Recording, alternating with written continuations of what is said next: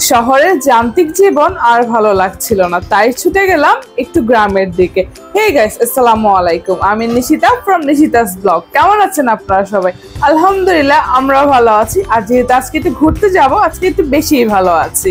আমার মেয়েরাও কিন্তু খুব খুশি।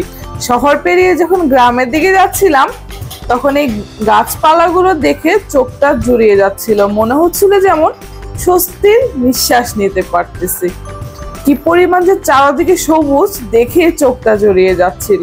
অনেক দিন পরে আজকে গ্রামে আসছি। আজকে আসলাম হলো জোনার আব্বুর নানা বাড়িতে, মানে আমার নানা শ্বশুরের বাড়িতে। মামা মামি অনেকদিন ধরে বলতেছিল আসার জন্য, তো আজকে সময় বের করে চলেই এলাম। তো এসে দেখি মামি মধু ভাত রান্না করেছে আর চটপটি আর অনেক কিছুই ছিল। আর আমার মেয়ে তো এদিকে মুরগি দেখে প্রায় পাগল হয়ে গিয়েছে। মানে কি পরিমাণ যে খুশি হয়েছে তারা দুইজন। ঘরের ভিতরে তো ঢুকবেই না, মানে গ্রাম দেখে, এত বড় উঠান সবকিছু দেখে অনেক বেশি খুশি হয়েছিল। আর এদিকে মামির লেবুর গাছ, কেউ কিন্তু মাশাআল্লাহ বলতে ভুলবেন না। আমার ছোট মেয়েটা সারাক্ষণই উঠান এই সময়টা পার হয়ে গিয়েছে যতক্ষণ ছিলাম। এদিকে মামি দুপুরে রান্না বান্না অনেক কিছু করেছে আলহামদুলিল্লাহ, নিজের হাতে দেশি মুরগি আদার্স অনেক কিছু করেছে। খাওয়া দাওয়া শেষ করে আমরা একটু বাহির হলাম, একটু বাহিরে ঘুরে দেখতেছিলাম কোন দিকে। আর ওদিকে কয়েকটা কিছু রিলেটিভস আছে, তাদের বাসায় গেলাম, সবার সাথে দেখা সাক্ষাৎ করলাম, যেহেতু অনেকদিন পরে গ্রামে গিয়েছি।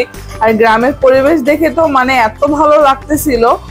কোথায় আমাদের শহরের যান্ত্রিক জীবন, তার উপরে এই গ্রামের সৌন্দর্য, গাছপালা। মানে সকালের দিকে অনেকটাই বৃষ্টির ফোঁটা পড়তেছিল যখন আমরা আসছি, কিন্তু আসার পরে এত পরিমাণ গরম ছিল।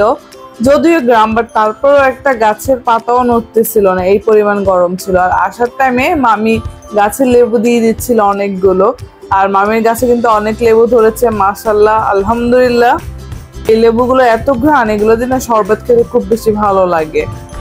এই তো আমাদের গাড়িও চলে আসছে, বিদায় নিয়ে চলে গেলাম সবার থেকে। আবার কখন আসা হবে জানি না। আসলে বাচ্চারা অনেক চাচ্ছিল বাহিরে ঘুরতে যাবে, তো শহরে তো সব জায়গায় ঘোরা হয়েছে, তো চিন্তা করলাম অনেকদিন ধরে যেহেতু মামিরা বলতেছে, তো ওই জন্য ওদেরকে একটু গ্রামের দিকে নিয়ে গেলাম। ওইদিকে আসলে যত দূর যাবেন আপনি, সব দিকে চারদিকে গাছপালা, সবুজ আর সবুজ। সবুজ ছাড়া আর অন্য কিছু দেখা যাবে না। এটা হচ্ছে চিটাগং আর ঢাকা চট্টগ্রাম হাই রোড যেটা বলে, ওইটা হাইওয়ে। বাবু পিছন দিয়ে খুব সুন্দর করে দৃশ্যগুলো দেখতেছিল, কি মানে গাড়ি কিভাবে যাচ্ছে, পাশের জিনিসগুলো খুব সুন্দরভাবে দেখতেছিল। আসলে গরমের জন্য কোথাও তেমন একটা বের হওয়া হয় না বাচ্চা কাচ্চা নিয়ে, তবুও সাহস করে গিয়েছিলাম। যাক আলহামদুলিল্লাহ ভালোভাবে দিনটা কেটেছে। যখন শহরে পা দিলাম, এই তো বাড়ি গাড়ি এগুলো দেখে বোঝা যাচ্ছে যান্ত্রিক জীবনে পা দিয়ে ফেলেছি। গাছের সে ছায়াগুলো আর এখন নেই।